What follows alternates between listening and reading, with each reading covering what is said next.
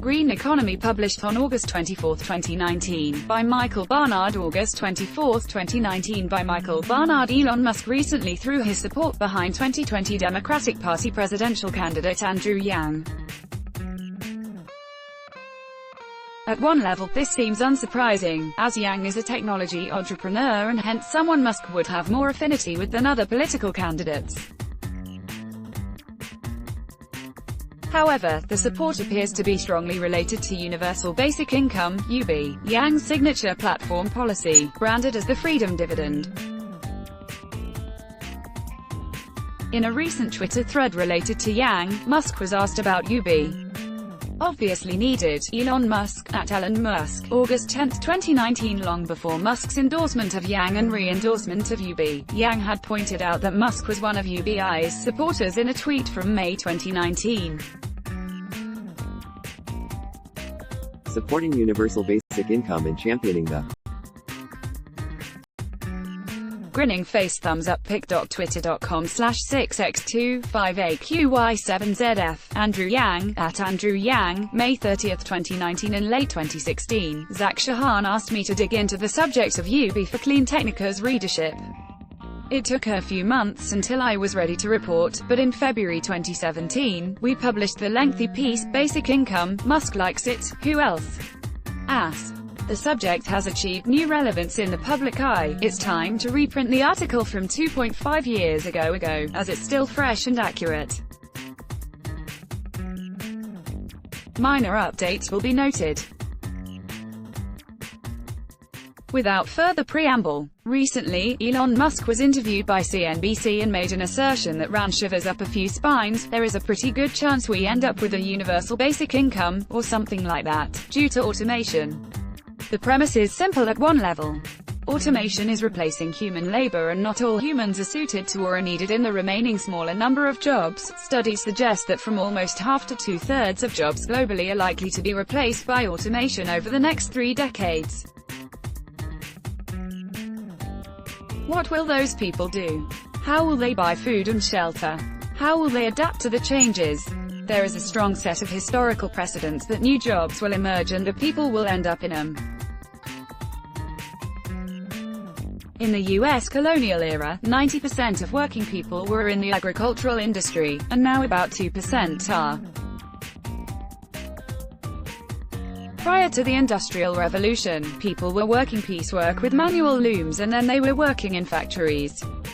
Buggy whip manufacturing workforces were supplanted by automotive workforce jobs. The world's GDP has grown enormously and U.S. labor participation is historically high, although declining in recent years dominantly due to retiring baby boomers. The top-of-mind concern at present is for drivers. 2 to 3 million people in the USA make a living or part of one as professional drivers. Autonomous vehicles are at the bleeding edge of labor displacement.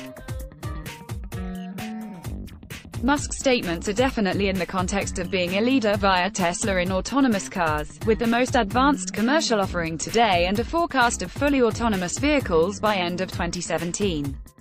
Autonomous vehicles is an example of a more interesting type of job replacement than we've seen historically.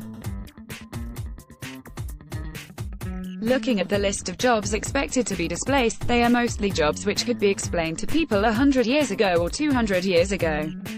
Before there were truck drivers, there were horse and mule cart drivers. But now those types of jobs will be disappearing. Looking through the Oxford and Deloitte list of occupations at risk due to artificial intelligence is humbling. Their list of several hundred jobs has around 200, including ties, which are at a 50% or greater chance of disappearing in the next 2 decades.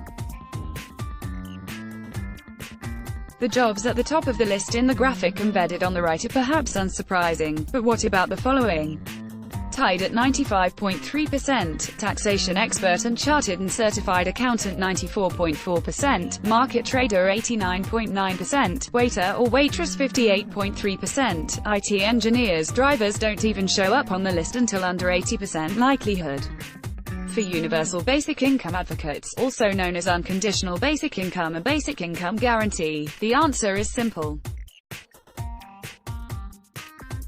Their preferred policy mechanism of a basic income is a panacea for social ills of all sorts, and now with automation, it's even more of a panacea. What is a basic income? This is actually a harder question to answer than it should perhaps be, and the reason why will be more fully explained in the next section around competing motives for providing one.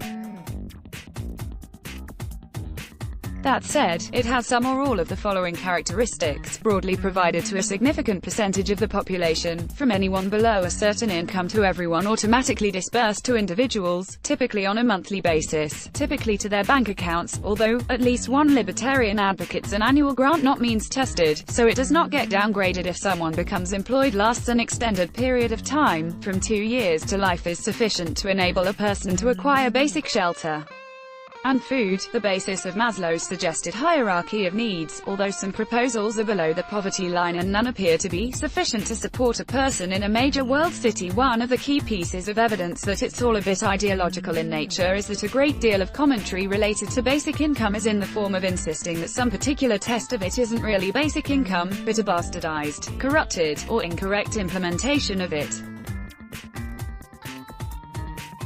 Socialists versus libertarians on basic income. It's worth assessing who has been supportive of a basic income for years or decades and what they value out of it, and even what they mean when they say it.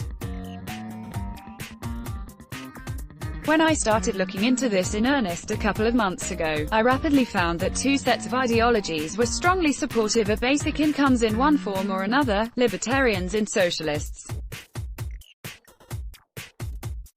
Those are capitalized intentionally, because this is not the domain of people with leanings, but full-on ideologues. The resulting alliances are uneasy, and I'll expand on the Finnish example a bit later to show why. As a pragmatic centrist living outside of the USA, my tendencies are the left of the US center of course, so keep that in mind. Also keep in mind that some libertarians reject the thought that they are right-wingers and think that they are magically centrist pragmatists, just as many socialist commentators from other countries exist in milieus where their perspectives are seen as obvious and basic. What libertarians and socialists think of when they talk about basic income can be shown by a series of somewhat opposing statements. Protect people from rapid change versus enable people to participate in rapid change in addition to targeted services versus instead of targeted services people in need versus everybody more governmental support of citizens versus smaller government enable communal living versus enable individual choice paid for with more taxes and less military versus paid for by cutting other social programs Nordic leisure ethic versus Protestant work ethic redistribution of wealth versus redistribution of labor jobs out of choice versus jobs due to necessity utopian versus utopian. Let's look briefly at each of these in turn, but before we do, I'd like you to hold in mind the proviso that these are tendencies and generalities of the two groups, not perfect statements. The other thing to hold in mind is that there are libertarian ideologues strongly against basic income, just as there are socialists against it. It is not universally supported by anyone, and I'll close with a perspective by renowned French economist Thomas Piketty, whose work Capital in the 21st Century was required reading in 2014. Protect people from rapid change versus enable people to participate in rapid change. Socialist commentaries on basic income's part to play in the rapidity of change tends to be from the perspective of conserving human dignity and the basics of life in the face of rapid shifts of capital to new ventures. On the other side, libertarians look at basic income as an intelligent security mechanism to support people as they take entrepreneurial chances in emerging markets and technologies, insufficient to fund those new ventures but making sure that they won't starve as they do it. These are both admirable impulses but do represent the more paternalistic perspective of socialism versus the individualist and entrepreneurial perspective of libertarians. And to be clear, they represent reasonable perspectives on what a group of people would actually do in the event of disruptive change. Some will naturally be entrepreneurially attracted to the change, some will resist it far past the point where it's reasonable and be left behind, and the rest will be at various points along the continuum. In addition to targeted services versus instead of targeted services, this is a matter of degree, not an either-or position. Some libertarian proposals I've reviewed clearly want to do away with every social program that isn't basic income, effectively eliminating innumerable federal, state and municipal government jobs with a single transfer from the federal level. This is similar to libertarian support for a carbon price, which comes with the proviso of removal of all or most regulation. More sensible ones focus solely on fiscal transfer programs such as unemployment and food stamps. Most socialist responses are much more sympathetic and aware of the diversity of need of the disadvantaged, and typically have a much smaller shopping list of existing services that they would displace. People in need versus everybody in general. Socialist approaches to basic income focus on the unconditional basic income or basic income guarantee variants, in which people in need or transition receive the money from the state for a guaranteed period or for life. The intent is a redistribution of wealth from the rich to the poor, not causing potentially inflationary pressure by giving the already well-off more money. Libertarians tend to favor universal basic income, in which everyone gets it and it's partially clawed back from the rich in taxes, which they want to cut to the bone regardless. There's a two-speed perspective to this. Both socialists and libertarians have advocates of a scarcity perspective, and have advocates for a world of plenty perspective. Socialists strongly believe that it's possible for individuals to have too much and that it's wrong for individuals to have too little. Libertarians strongly believe that everyone should get whatever they can. This leads to a variance in proposed implementations between the ideologies and a strong tendency to sweep complexity of implementation under the rug on both sides. More governmental support of citizens versus smaller government. This is a fairly obvious split in the position. Libertarians want to make government much smaller and achieve fewer of the goals that government takes upon itself. Socialists want governments to be more pervasive. As the design of basic income programs and policies progress, this dichotomy is one of the hardest to overcome, as it's one of the most pronounced splits. Enable communal living versus enable individual choice. Pooling of resources among basic income earners gets a fair amount of play on both sides.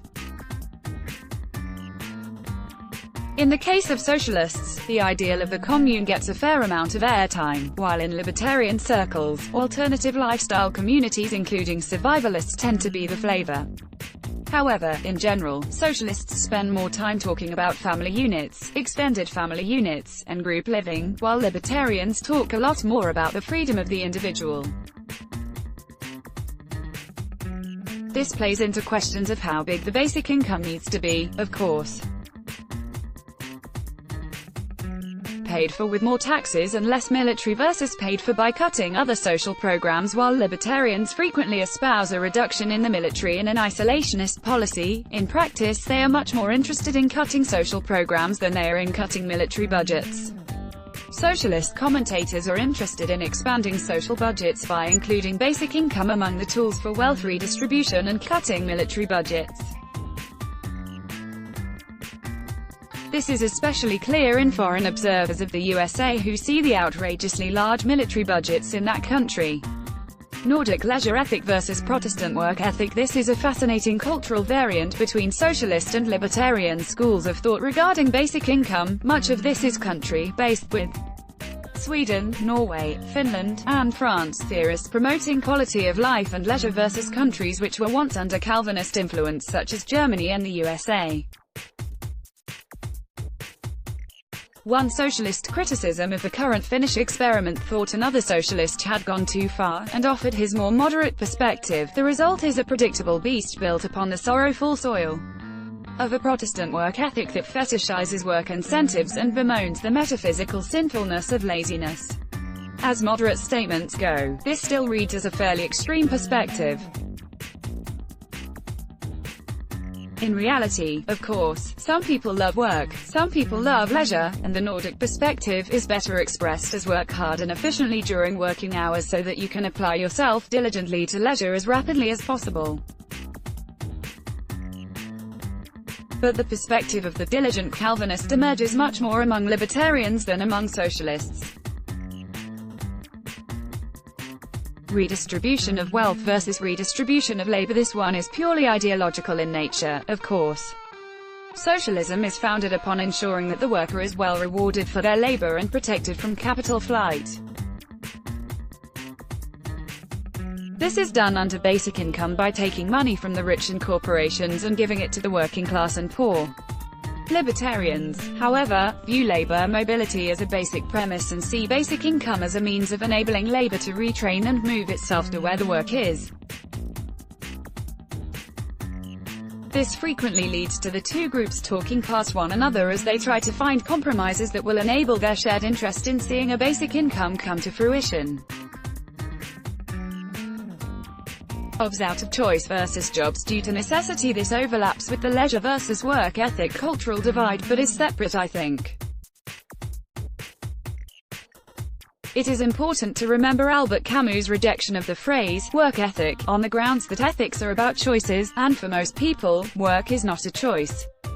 It is a necessity. One of the criticisms from socialists about proposed or actual implementations of basic income is that they would force people into bad or unfulfilling jobs instead of enabling them to self-actualize. And on the other side of the equation, a feature of libertarian discussions is that nothing has value unless there is a market willing to pay for it, and so there is no inherent value in most poetry and art, for example. This is a serious split between adherents of the ideology that leads to potentially ugly compromises. Utopian versus utopian. Both ideologies have perspectives on basic income which are fundamentally utopian, and both deny it. The socialists believe that this will make humans fundamentally better people, and the libertarians assert it will eliminate inner-city crime. Neither is true, of course. It's a tool in the toolkit that will address some of the challenges in means-tested social support which inhibits some people from getting jobs. It reduces poverty among people at least capable of getting bank accounts and so reduces the impetus to crime somewhat. It would enable a subset of people to explore new ideas and allow some people to sit at home and play video games and drink cheap beer. Humanity is far too diverse for anything to have a common outcome. The Finnish experiment. Right now, Finland is conducting one of the larger experiments with basic income, but it has very interesting roots and variances which start to explain why they are doing what they are doing and with whom. To start with, Finland isn't picking a random subset of their population, they are picking 2,000 unemployed people who live in the now moribund technical center which used to be anchored by Nokia. Specific hope is to unlock technical innovation and entrepreneurship among people currently inhibited by potential loss of other state benefits. This puts the initiative more on the libertarian side of the scale, which is reasonable given the governing coalition in Finland right now, reasonably well expressed in this socialist commentary. The UB bait and switch center won the 2015 election, securing 21% of the vote. Closely behind centre were the Conservative National Coalition Party, NCP, and the Ethno-Nationalist Finns Party, both of whom won about 18%. Shortly after the election, Centre, which has entered both left-leaning and right-leaning coalition governments in the past, announced that it had formed a bourgeois government, with Sipilä as Prime Minister and NCP and the Finns as junior partners. The article complained that the initiative was about increasing employment, not giving workers the ability to not work, or about reducing inequality and poverty. And yet that's what the centre-right by European standards party ran on and the citizens voted for. Update: the 2-year Finnish experiment has come to an end. The results are, at best, mixed and leave much to be desired in separating out what works and doesn't.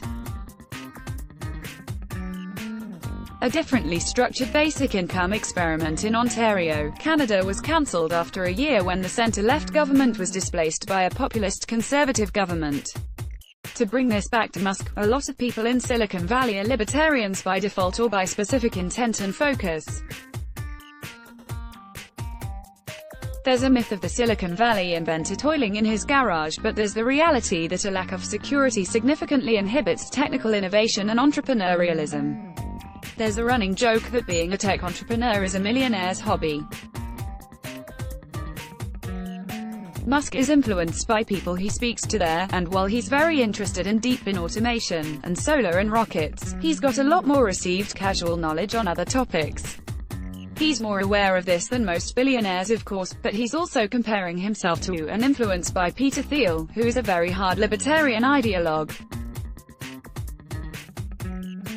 Thomas Piketty on basic income. The most reasonable perspective on basic income comes from one of the world's leading economists on the challenges of inequality. Piketty holds a handful of prestigious academic positions in France and the UK and was author of the most read economics book of 2014. He's been making waves in the world of basic income recently with a short series of blog posts. He rightly points out that basic income is insufficient by itself. It can't be funded without very significant new forms of revenue, and his solution includes increased taxation on the rich at the levels that used to exist in the USA prior to Reagan. He's clearly positioned on the socialist end of the scale of discussion, but he's got a broader perspective than most basic income proponents. If we wish to live in a fair and just society, we have to formulate more ambitious objectives which cover the distribution of income and wealth in its entirety and, consequently, the distribution of access to power and opportunities. Our ambition must be that of a society based on a fair return to labor, in other words, a fair wage and not simply a basic income. He points out that educational opportunity inequality needs to be addressed, that trade unions need to be supported and strengthened, and that intergenerational wealth transfers need to be taxed at a high level. In other words, he recognizes that basic income is a tool in a toolkit, whether you agree with the other tools in his kit or not. Will a basic income be necessary? It might be. Society is transforming more rapidly than ever before, leaving less time for individuals, families, and communities to adapt. The change means that business needs different skills than it did a few short years ago, and needs people with those skills. In general, work is getting more complex, not simpler, and we need to prepare as a global society and as countries for that rapidity of change and increasing complexity. But there will be no purity in any basic income implementation. The relatively opposing perspective of primary theorists will ensure that every attempt outside of the most narrow will be laden with multiple and often contradictory value propositions. The attempts will have to deal with the innumerable variances in local implementations of safety nets of various types. The attempts will have to deal with existing systems offered at the federal, sub-federal, and municipal levels. This sort of complexity will take a long time to work through and will result in different implementations everywhere. There are 9 experiments or potentially emerging experiments in basic income going on globally right now. It will be very interesting to see how different groups claim success or failure for them.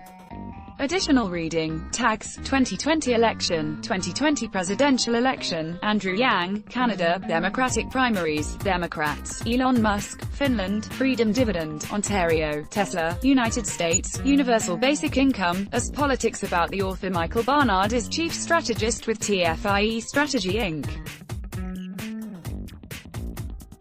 He works with startups, existing businesses and investors to identify opportunities for significant bottom-line growth and cost takeout in our rapidly transforming world.